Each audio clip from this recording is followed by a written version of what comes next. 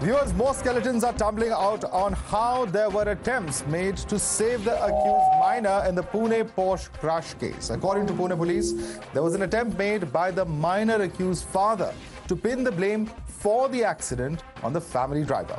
A case has been registered against the father for tampering with evidence and destroying evidence. What has also raised questions is the delay in collection of blood samples.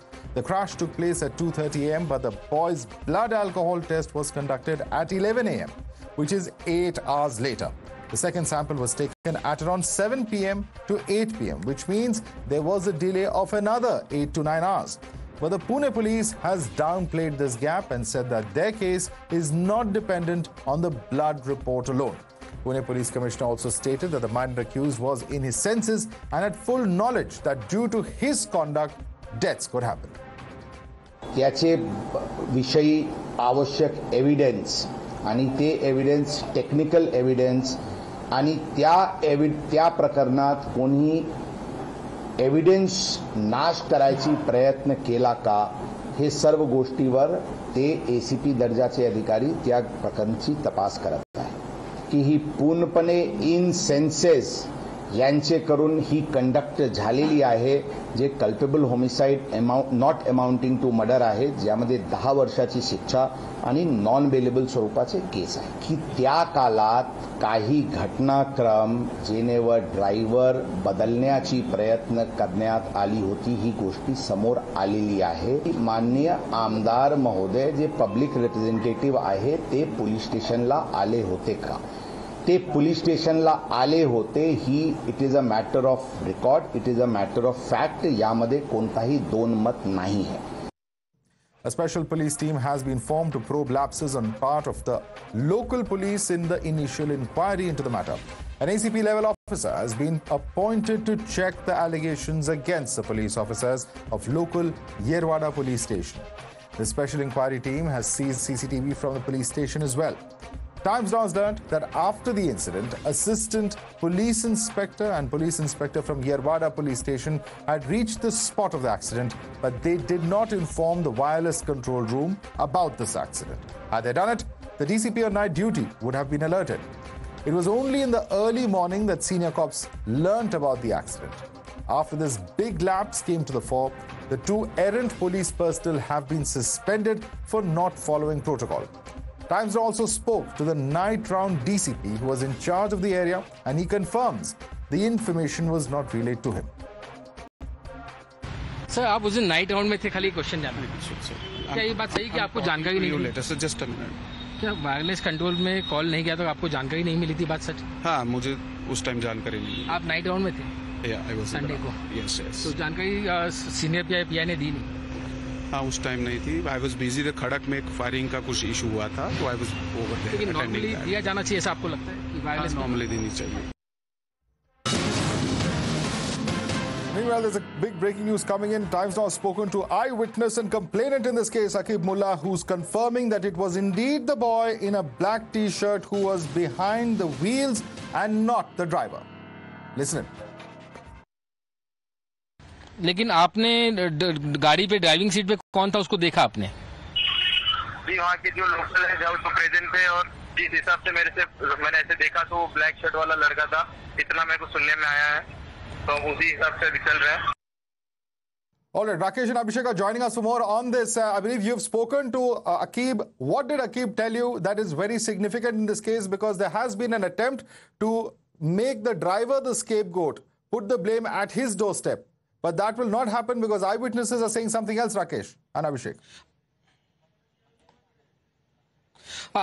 Yes, definitely. In fact, in the middle of so much of the Botch-Up, now this eyewitness is confirming that it was no one else other than the person wearing the black T-shirt. That was the minor accused, who's made the accused in this case, who was behind the wheel. In fact, he also spoke to Abhishek earlier in detail. What did he say? That he saw himself that the minor accused was driving the car? Definitely, and he's one of the common friend who is the complainant in the first FIR and also an eyewitness. And they were, after having the dinner, they were going ahead. He heard a loud noise. He came back, and it was very unfortunate. He saw that his own friend have met with an accident. And then he saw the Porsche car, and he clearly, categorically said that, the guy was unable to come out because of the airbag. And that because of that, they all pulled, the people over there along with him, pulled him out. And that's where he points out that he was sitting behind the wheel. That is why there was no scope for the driver swap, which they were trying, that they could plant the driver. All right, big breaking news there. In fact, I'd like to thank both Rakesh as well as Abhishek for bringing us that update. Let's now take this across to our guests. You're watching the News Hour at 10, debate number 2 on Times Now, Super Prime Time. Let's go across to our guest now. Dr. Vikram Singh is former DGP UP. Dr. Anand Raghunathan, author, joins us from debate number 1. Karuna Nandi, senior advocate of Supreme Court. Shelly Tyagi is legal aid counsel of the JJB. Let's quickly go across to Shelly Tyagi first. Shelly Tyagi, very, very clearly, one thing is evident. The police has spoken about how there was an attempt at cover-up, how there was an attempt by the accused of making the driver appear to be the person who was actually driving the car. And that now stands exposed because you have an eyewitness who says that he saw that it was indeed the minor who was responsible for this incident. Shelly Tyagi. In this aspect, actually, I just want to tell you clearly that whenever any case comes and then after that investigation goes on, then in that investigation, there are so many things and so many points come out after all these. This is actually part of investigation. And what police said earlier and now what police said this time, who came before the people, who is going to the main victim, actually, main accused. To cut a long story short, the parents are asking that he be tried as an adult. What would you say to the parents who've lost their young child? Look, I agree that it's that loss which we can't actually afford. But the thing is, prima facie, if a child is less than 18 years old, then definitely he comes, he is treated as a minor according to law. And if he is a minor, then in that situation, definitely the Dr. JJB. Raghunathan, do you agree with that? Do you agree with that contention? Because he has to be treated as a minor. That's the rule. That's the law. It's cast in stone. Yeah, definitely. Madhav, look, this debate has gone on for decades, if not a couple of decades, even more, as to the more heinous the crime that has been committed by a juvenile, should they be charged and treated as adults. In fact, multiple countries have different rules here.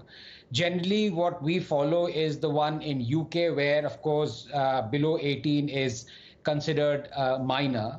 But in America, there are multiple states where children below 18, as old as 13 or 14, are treated as adult, and their crime then goes to the criminal justice system for adults and no longer is in the juvenile thing. This is a contentious issue. Let me say it straight up. As contentious as what should be the term for abortion or the limit. What I would say is what I say in that context as well, that if it's best to fall back on science. Now, there are multiple examples where people have shown, not just criminologists, but scientists as well and biologists, that the mental and physical development does not happen to its completion before 18, and hence this demarcation of age.